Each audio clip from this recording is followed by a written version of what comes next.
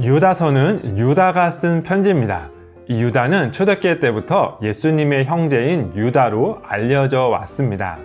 야고보서의 저자로 알려진 예수님의 형제 야고보는 예루살렘 공의회의 수장이었어요. 그러니까 유다가 그리스도인들에게 잘 알려진 야고보의 형제라고 자신을 소개하는 것은 매우 자연스러운 일이었습니다. 유다는 예수님의 형제였지만 야고보가 그랬던 것처럼 자신을 그리스도의 종이라고 표현합니다. 예수님의 형제이면서 자신을 예수님의 종으로 여긴 유다가 긴급하게 보낸 편지, 유다서입니다. 유다는 원래 일반적인 구원에 관하여 편지를 쓰려고 했었습니다. 그런데 주제를 바꾸어서 믿음의 도를 위하여 힘써 싸우라는 내용의 편지를 쓰게 됩니다. 왜냐하면 교회에 가만히 들어온 사람들 때문이었습니다. 도대체 교회에 가만히 들어온 이들이 무엇을 했길래 유다가 이렇게 주제를 바꾸어서 편지를 쓰게 된 것일까요?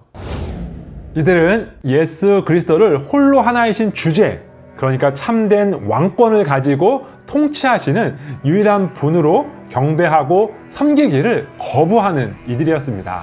그래서 이들은 은혜를 방탕으로 바꿔버렸습니다. 지금도 기독교를 이렇게 오해하시는 분들이 계세요. 한 주간 마음껏 살다가 주일에 교회에서 회개하면 그만인 그런 종교라고요.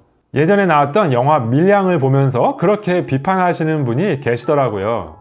하지만 사실 그런 잘못된 회개는 누구보다 기독교가 강하게 비판하는 내용입니다.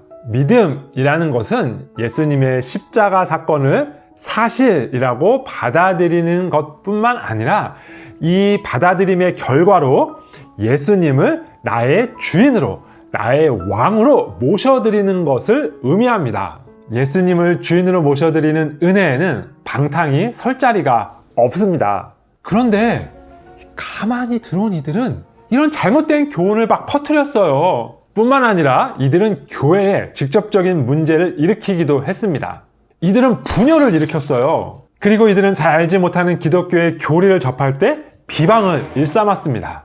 이것이 그러한가 하여 날마다 성경을 상고했던 베레아 사람들과 대조되지요.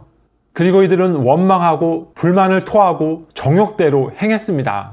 이렇게 잘못된 교훈과 행동으로 교회를 무너뜨리는 이들이 교회에 들어왔다는 소식 때문에 유다는 급하게 편지를 쓴 것입니다. 유다서는 구약과 유대 문헌에 등장하는 8가지 예를 통해서 이런 사람들을 강력하게 경고합니다. 믿지 않는 이스라엘 사람들, 타락한 천사들, 소돔과 고모라, 미가엘 천사의 이야기, 가인, 발람, 고라, 에녹의 이야기.